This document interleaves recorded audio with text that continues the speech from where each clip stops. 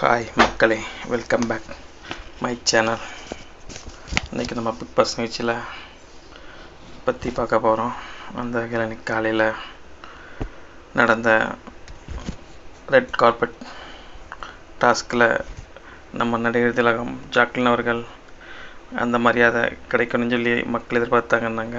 அது மாதிரி அவருக்கு கிடைச்சிது.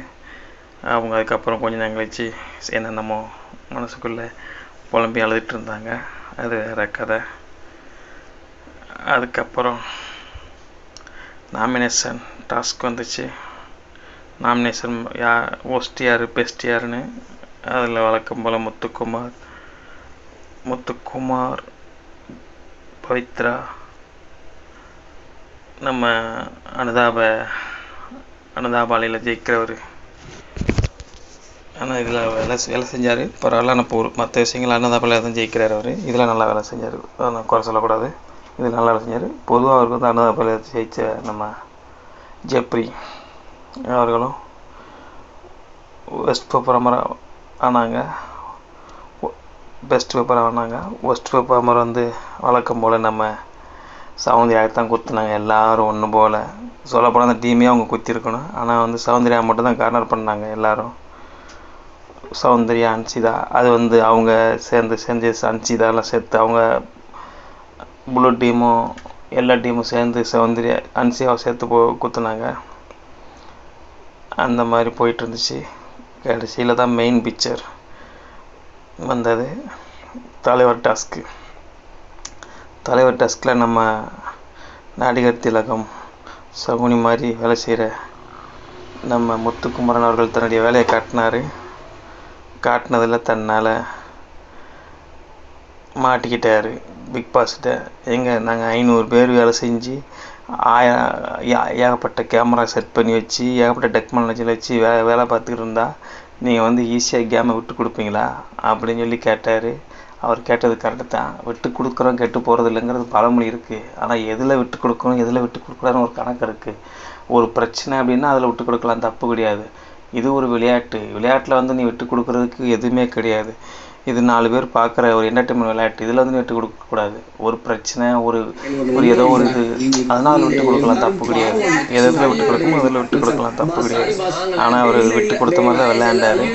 அதை வந்து ஒத்துட்டு இருந்தால் கூட பிக் பாஸ் ஏதோ காரணம் கிடைக்கும். ஆமாம், பிக் பாஸ் நான் தெரியாமல் பண்ணிட்டேன் அப்படின்னு சொல்லியிருந்தால் கூட இல்லை. ஆனால் கடைசி வரைக்கும் சமாளிக்க பார்த்தார். ஆனால் பிக் பாஸ் டீம் வந்து ஒத்துக்கலை. பிக் பாஸ் வந்து ரொம்ப கோவமாயிட்டார். அதுக்கப்புறம்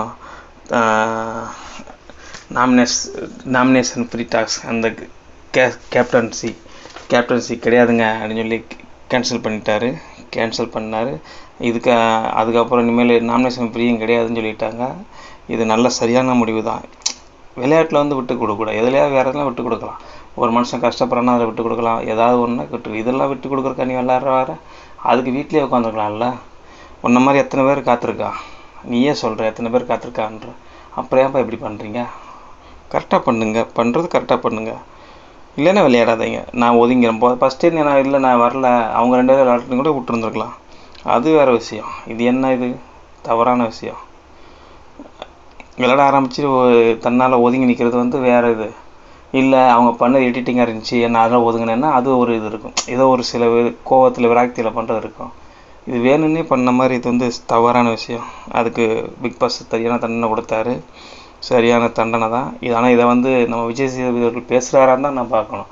அதுதான் நான் யோசிக்கிறேன். அவர் பேசுவாரா, பேச மாட்டாரா, இது வரைக்கும் முத்துக்குமாரன்னு அவருக்கு இப்போ கேள்வியே கேட்டதில்லை. ஏகப்பட்ட தவறுகள் பண்ணியிருந்தாலும் கேள்வியே கேட்டதில்லை. இந்த முறை அவர் கேட்பாருன்னு தோணுது. பார்க்கலாம். கேட்பார். பிக் பாஸே கேட்டிருக்காருன்னா அப்புறம் விஜய் சேதுபதியும் கேட்டுத்தான் ஆகணும். என்ன பண்ணுறாங்கன்னு பார்க்கலாம். அதுக்கப்புறம் ஆரோமா டாஸ்க் போச்சு. நல்லா இருந்து பரவாயில்லாமல் போச்சு. ஆரோமா டாஸ்க் நல்லா பண்ணியிருந்தாங்க. 74 நாள் பிக் பாஸுக்கு வாழ்த்துக்கள் சொல்லிடலாம். அந்த நேரத்தில் நம்ம நல்லா இருந்து நல்லா சிறப்பாக போயிட்டு இருந்தது 74 நாள்.